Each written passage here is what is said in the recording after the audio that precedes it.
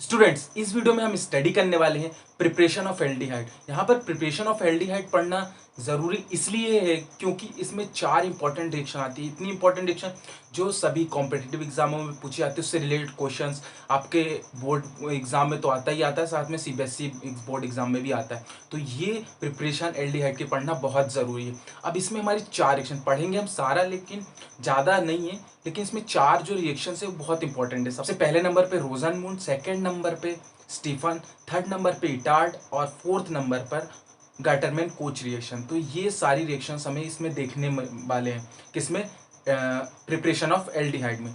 तो इस वीडियो को हम शुरू करते हैं, और वीडियो शुरू करने से पहले अगर आपने हमारे चैनल को सब्सक्राइब नहीं किया है तो चैनल को सब्सक्राइब कर लीजिए और बेल आइकन को प्रेस कीजिए, क्योंकि मैं बहुत ही अच्छी अच्छी वीडियोस लेके आ रहा हूँ केमिस्ट्री पे। और इससे पहले भी मेरे चैनल में बहुत सारी वीडियोस है केमिस्ट्री क्लास 12 से रिलेटेड, उसका प्ले लिस्ट है, उसमें आप जाके उस वीडियो को देख सकते हैं। तो इस वीडियो को हम शुरू करते हैं। तो सबसे पहले यहाँ पर क्या लिखा हुआ है, प्रिपरेशन ऑफ एल्डिहाइड। तो बेसिकली प्रिपरेशन ऑफ एल्डिहाइड में रिएक्शंस हमें देखिए तीन, मेनली हमें तीन पढ़ना है। सबसे पहले नंबर पर फ्रॉम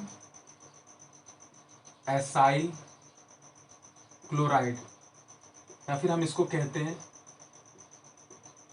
एसिड क्लोराइड, ठीक है। उसके बाद हम दूसरे नंबर पर देखने वाले फ्रॉम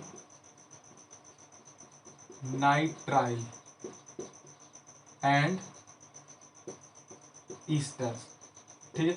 उसका थर्ड नंबर पे फ्रॉम हाइड्रोकार्बन, ठीक है। तो ये तीन ही है हमारा मेन। इन तीनों के अंदर ही हमें जो पढ़ना है। यहाँ पे दो हैं और इसके अंदर हमारे कितने पार्ट है, तीन पार्ट है इसके अंदर, ठीक है। ए, बी और सी, वो हम देखेंगे क्या है। सबसे पहले नंबर पर हम शुरू करते हैं हमारा फ्रॉम एसाइल क्लोराइड या फिर एसिड क्लोराइड। सबसे फर्स्ट नंबर पे फ्रॉम एसाइल क्लोराइड।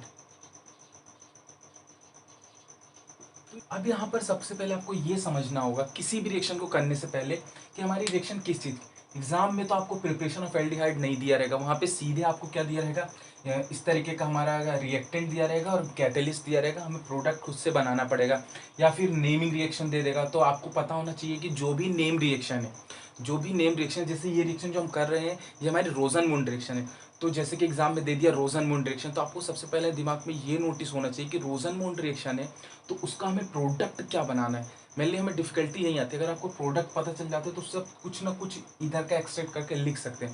जैसे अब आपको पता है कि एग्जाम में रोजनमूंड रिएक्शन दे दी गई, तो हमें पता है कि एल्डिहाइड की प्रिपरेशन है। तो सब आपको ये तो कंफर्म हो गया कि हमें एल्डिहाइड आखिरी में बनाना है, ठीक है। तो अब यहाँ पर क्या होगा कि उस हिसाब से आप यहाँ पे कर सकते हैं, ठीक है। तो मैं सबसे पहले क्या लिखता हूँ, हमारा एसाइल क्लोराइड का फॉर्मूला। एसाइल क्लोराइड का फॉर्मूला क्या होता है, इस तरीके से बनता है,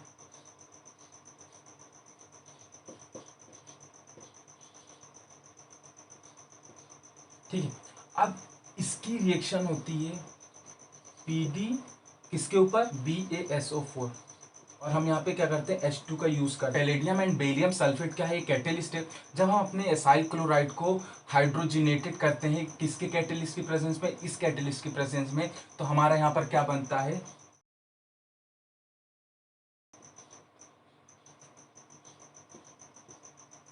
CHO। क्या बन जाता है हमारा, बेंजल्डिहाइड। इसको क्या बोलते हैं, बेंजल्डिहाइड। ये मैंने आपको फर्स्ट वीडियो में बताया था कि इसको क्या बोलते हैं, ठीक है। बेंजल्डिहाइड ये क्या है हमारा, एसाइल क्लोराइड, ठीक है। और इसी रिएक्शन को हम क्या कहते हैं, रोजनमूंड reaction.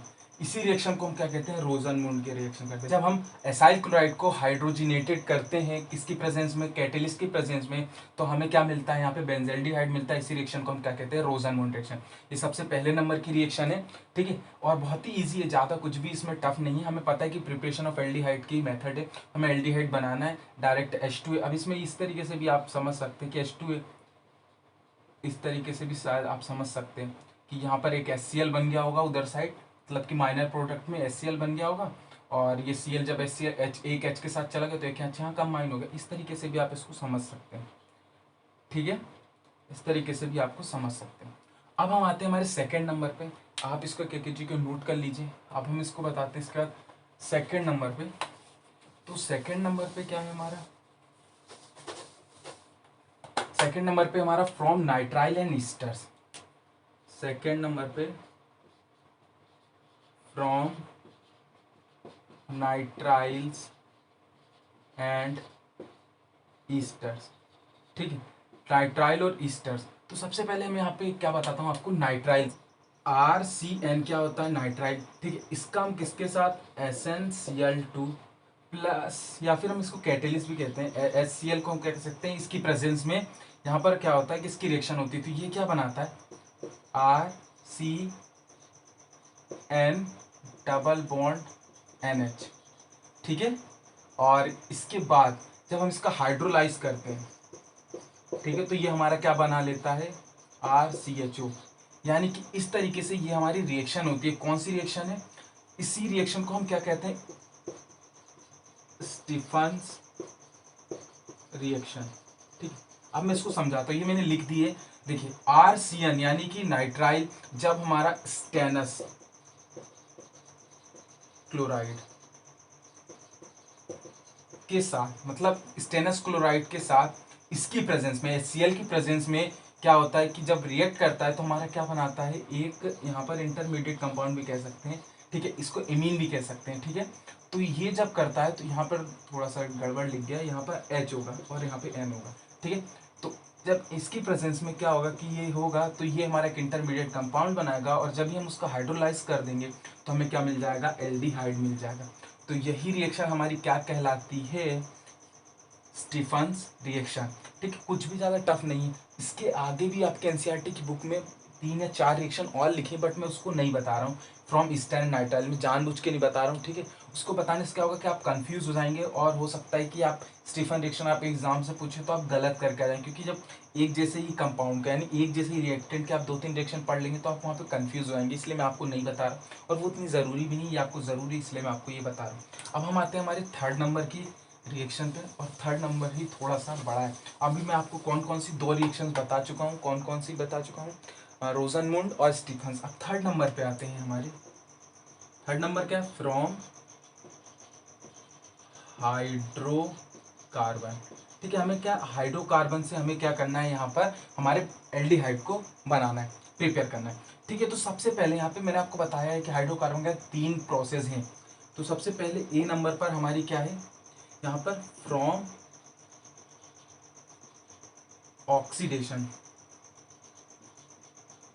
Oxidation of methyl benzene, methyl benzene के ऑक्सीडेशन से, और हम इसको टॉल्यून भी कह सकते हैं। ठीक है, अब यहाँ पर क्या होता है कि इसके अंदर भी 2 पार्ट हैं। इसके अंदर भी कितने हैं, 2 पार्ट हैं। सबसे पहला फ्रॉम क्रोमाइल क्लोराइड। ठीक है, और दूसरा पार्ट में इसके बाद बताऊंगा, पहले इसकी रिएक्शन आपको समझाता हूँ।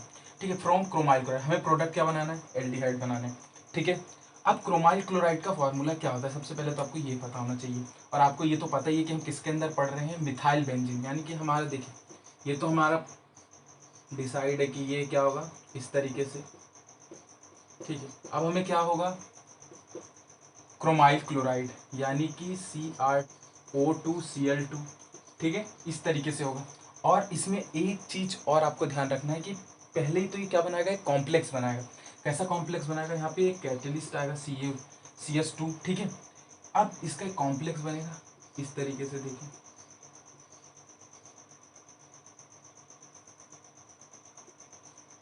CH ब्रैकेट के अंदर, इसको मैं रख कर देता हूँ OCrOHCl2, और यहाँ पर 2 आ जाएगा। इस तरीके से क्या होगा कि हमारा एक कॉम्प्लेक्स बनेगा। ठीक है, आप देखिए कॉम्प्लेक्स बना जरूर है।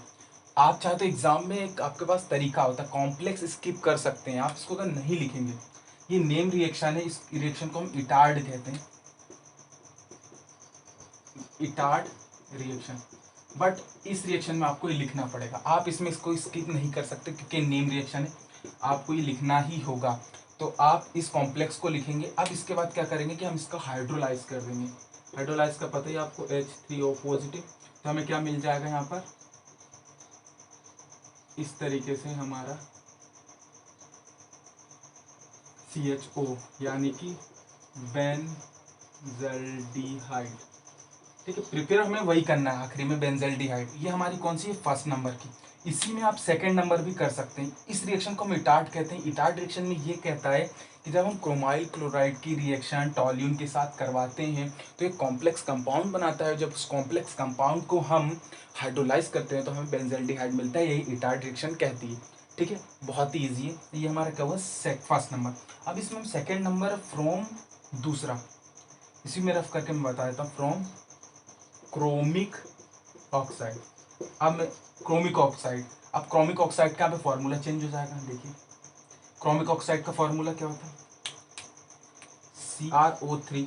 अब इसमें एक और चीज आती है कि हमारा क्या है, हम क्रोमिक की हेल्प से कर रहे हैं। ठीक है, और ऑक्सीडेशन हो रहा है, मतलब कि हमें यहाँ पर और क्या एक चीज जरूरी होगी, सेकंड नंबर की रिएक्शन क्रोमिक ऑक्साइड। आप इसको नहीं भी करेंगे तो कोई दिक्कत नहीं, बट मैं आपको ये बता रहा हूँ, आपको पता होना चाहिए। मैन हमारी कौन सी है, इससे पहले वाली जो मैंने आपको इटार्ड बताई, ये इटार्ड हमारी नहीं है। अब देखिए इसमें क्या होगा, CH2CO का whole twice O, acid anhydride का भी इसमें यूज होगा और इसमें ये हट जाएगा। ठीक है, अब इसमें क्या होता है कि यहाँ पर हमारे इसके कॉम्प्लेक्स कंपाउंड में चेंज आता है, और कॉम्प्लेक्स कंपाउंड क्या बनता है, OCOCH3 यहाँ पे होल ट्वाइस। ठीक है, अब ये हमारा क्या बन जाएगा यहाँ पर, इस तरीके से कॉम्प्लेक्स कंपाउंड, और यहाँ पर हमें हीट देनी पड़ती है। अब देखिए दोनों रिएक्शन में चेंज क्या है, हाइड्रोलाइज तो दोनों में करना पड़ेगा, बट यहाँ पे हमें हीट देनी पड़ेगी। इस तरीके से हमारी क्या होगी, फर्स्ट नंबर की रिएक्शन हो जाएगी, किसकी, फर्स्ट नंबर की रिएक्शन हो जाएगी from oxidation of methyl benzene, यानी कि ये खत्म हो। अब मैं इसको रफ करता हूँ। इसके बाद हम हमारी फ्रॉम हाइड्रोकार्बन के सेकेंड नंबर पे चलते हैं। देखिए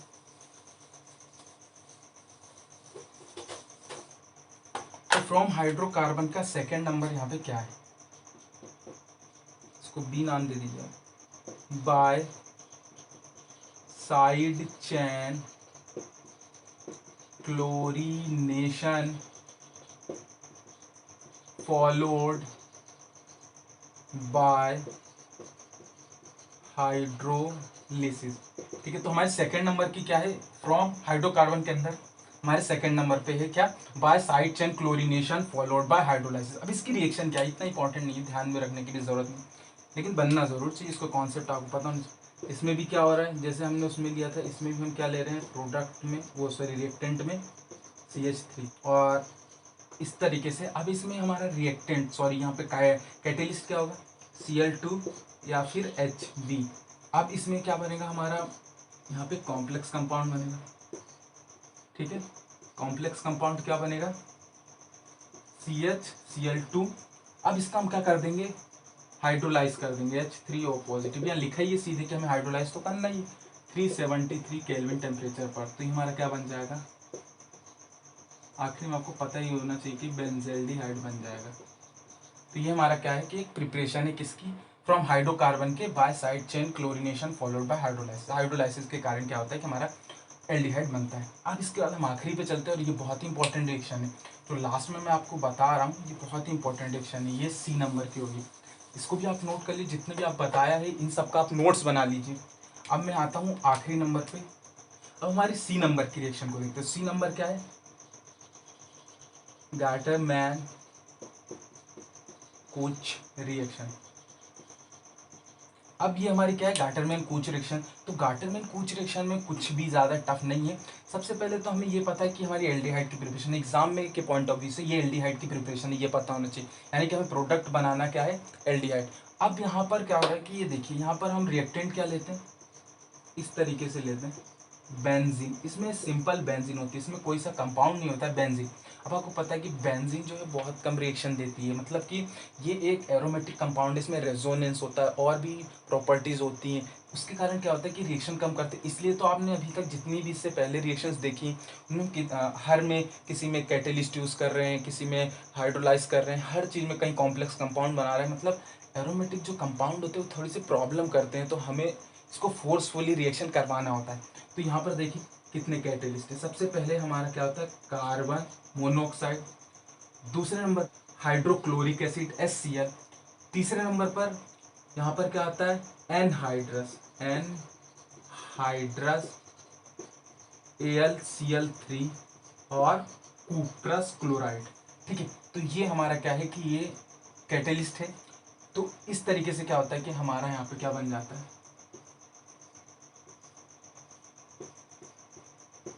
CHO बेंज़ल्डिहाइड। तो ये हमारी क्या है कि कुछ रिएक्शन है और इसी रिएक्शन को हम गैटरमैन कोच रिएक्शन कहते हैं। जब इन कैटेलिस्ट की प्रेजेंस में हम बेंजीन की रिएक्शन करवाते हैं तो हमें एल्डिहाइड मिलता है, इसी को हम क्या कहते हैं, गैटरमैन कोच रिएक्शन। तो आई होप आपको ये जितनी भी मैंने रिएक्शंस बताई हैं ये बहुत ही इंपॉर्टेंट रिएक्शन है, आप इसको अच्छे से करिए। और इससे पहले जो इंट्रोडक्शन पर वीडियो की लिंक डिस्क्रिप्शन में है, और इसके आगे की भी वीडियोस जो हैं, मतलब कि रिएक्शन ऑफ कीटोन, उसकी भी लिंक मैंने डिस्क्रिप्शन में दे रखी है, तो उन वीडियोस को भी आप देख सकते हैं। इस वीडियो को यहीं खत्म करते हैं, मिलते रहे नेक्स्ट वीडियो के साथ। Make easy learn easy.